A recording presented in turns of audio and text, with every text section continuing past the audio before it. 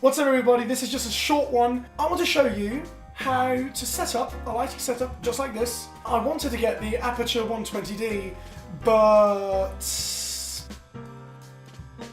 after this small shock, I decided, obviously not for financial reasons, to not pick the Aperture, but to find the cheapest or best bang for buck lighting setup I could get my hands on. So up here we have, as a lighting source, the Godox SL60W. You've probably seen it quite a lot on the internet, on YouTube, as it is presented as the possible cheaper alternative for the Aperture 120D Mark II. So I thought, well, I mean, I got it on eBay for 90 bucks, so come on.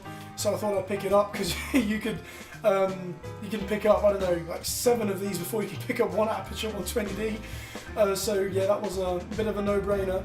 And yeah, so it runs 60 watts, which is why it's called 60W. It runs on an LED chip, so it's like the modern technology, which is also why my face does not melt when I sit here. And yeah, it comes with a remote control. How neat is that? I mean, come on. I've got it on I've got it on 68%, and if you go all the way to 100, I mean, this is pretty bloody bright.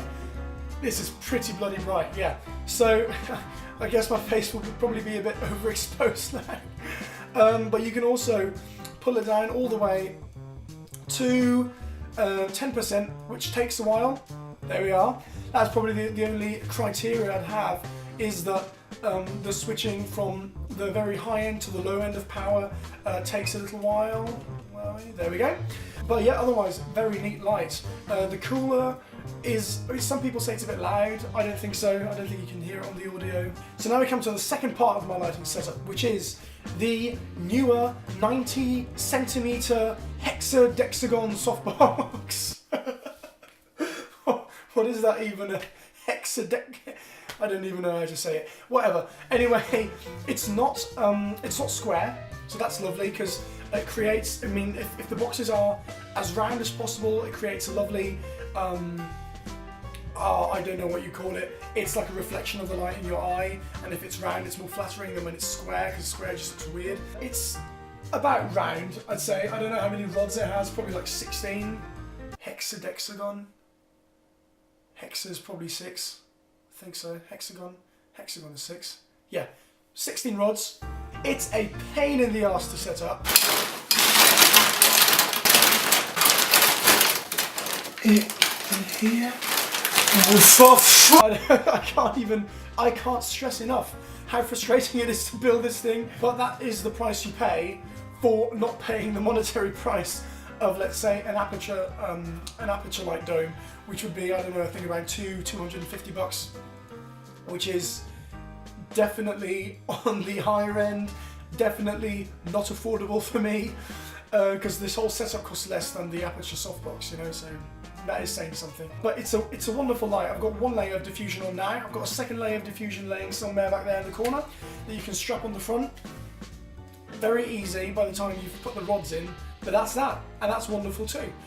I mean, if you've practiced a little, I tried the other day. It took me about 4 minutes. 4 minutes is not the world, but if it's 4 minutes of pure frustration, well, you have to decide for yourselves if you are willing to pay 200 or let's say 150 to 200 bucks less and be frustrated, or if you would rather spend 5 times as much but then not be as frustrated. Because I don't know the Aperture light dome, but I have heard that it's very easy to set up, so there you go, that's your choice to make.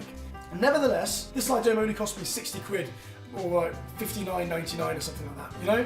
So on Amazon you can get it, it's brilliant. You even get 1 year warranty. Yeah, for that price, 1 year warranty, that's pretty good.